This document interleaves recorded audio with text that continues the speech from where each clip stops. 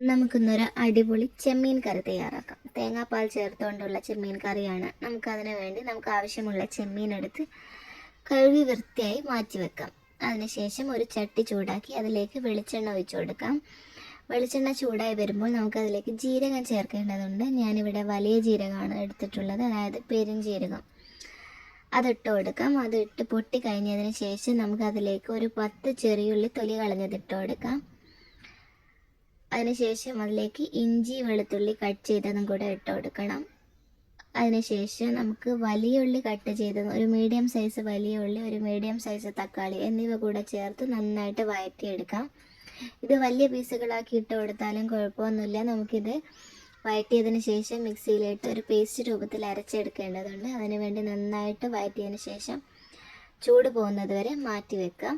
അതിനുശേഷം ഒരു പാൻ എടുത്ത് ചൂടാക്കി അതിലേക്ക് പൊടികൾ ഇട്ട് കൊടുത്ത് ഒന്ന് നമുക്ക് വറുത്തെടുക്കേണ്ടതുണ്ട്. അതിനു വേണ്ടി മഞ്ഞൾപ്പൊടി, മല്ലിപ്പൊടി, മുളക് പൊടി ഇത് മൂന്നും നന്നായിട്ട് വറുത്തെടുക്കുക. പച്ചമണം പോകുന്നത് വരെ വറുത്തെടുക്കുക.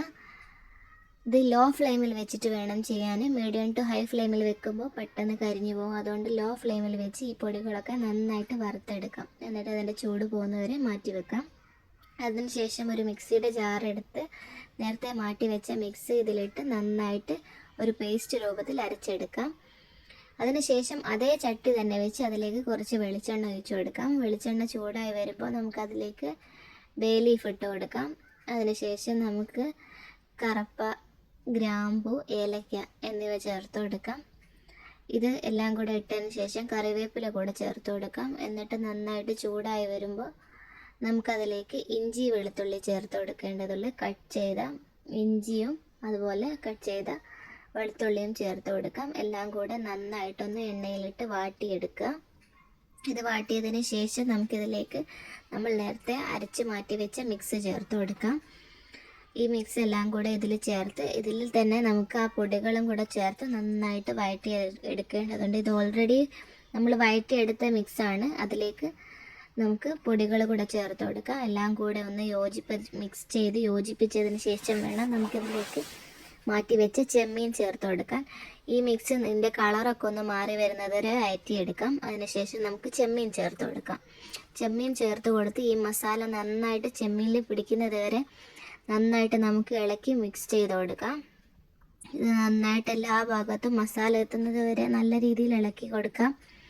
ഇതിലേക്ക് നമ്മൾ നേരത്തെ അരച്ച് വെച്ച മിക്സിയിൽ കുറച്ചുകൂടെ വെള്ളം ഒഴിച്ച് അതിൻ്റെ വെള്ളം കൂടെ ഇതിലേക്ക് ഒഴിച്ചു കൊടുക്കാം. എന്നിട്ട് ഒന്നുകൂടെ നന്നായിട്ട് ഇളക്കി മിക്സ് ചെയ്ത് യോജിപ്പിച്ചെടുക്കാം. കുറച്ചുകൂടെ ആവശ്യത്തിനുള്ള വെള്ളം ഒഴിച്ചു കൊടുക്കാം. നന്നായിട്ട് മിക്സ് ചെയ്തതിന് ശേഷം നമുക്കിത് നന്നായിട്ടൊന്ന് കുക്ക് ചെയ്തെടുക്കേണ്ടതുണ്ട്. ഇതിൻ്റെ മസാലയൊക്കെ ആ ചെമ്മീനിൽ പിടിക്കുന്നത് വരെ നമുക്ക് നന്നായിട്ട് കുക്ക് ചെയ്തെടുക്കാം. അടച്ച് വെച്ച് കുക്ക് ചെയ്യാം. അതിനു വേണ്ടി നമുക്ക് ഒരു ലിഡ് വെച്ച് നന്നായിട്ട് അടച്ചു കൊടുക്കാം. ഇനി കുക്കാവുന്നത് വരെ നമുക്ക് വെയിറ്റ് ചെയ്യാം. ഇനി ഓപ്പൺ ചെയ്ത് നോക്കുമ്പോൾ അത്യാവശ്യം കുക്കായിട്ടുണ്ട്. ഇത് നന്നായിട്ട് ഇളക്കി കൊടുക്കാം. ഇതിലേക്ക് നമുക്ക് 1 കപ്പ് തേങ്ങാപ്പാൽ ചേർക്കേണ്ടതുണ്ട്. 1 കപ്പ് കട്ടിയുള്ള തേങ്ങാപ്പാൽ ചേർത്ത് കൊടുക്കാം. എന്നിട്ടിത് തിളയ്ക്കാൻ വേണ്ടി വെയിറ്റ് ചെയ്യേണ്ട കാര്യമില്ല. ഒന്ന് ചൂടാവുന്നത് വരെ ഒന്ന് മിക്സ് ചെയ്ത് കൊടുക്കാം.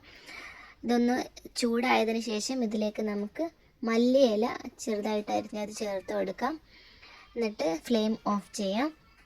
ഇപ്പോൾ നമ്മളുടെ ചെമ്മീൻ കറി റെഡി ആയിട്ടുണ്ട്. വളരെ ഹെൽത്തി ആൻഡ് ടേസ്റ്റി റെസിപ്പിയാണ്. എല്ലാവരും ട്രൈ ചെയ്ത് നോക്കുക.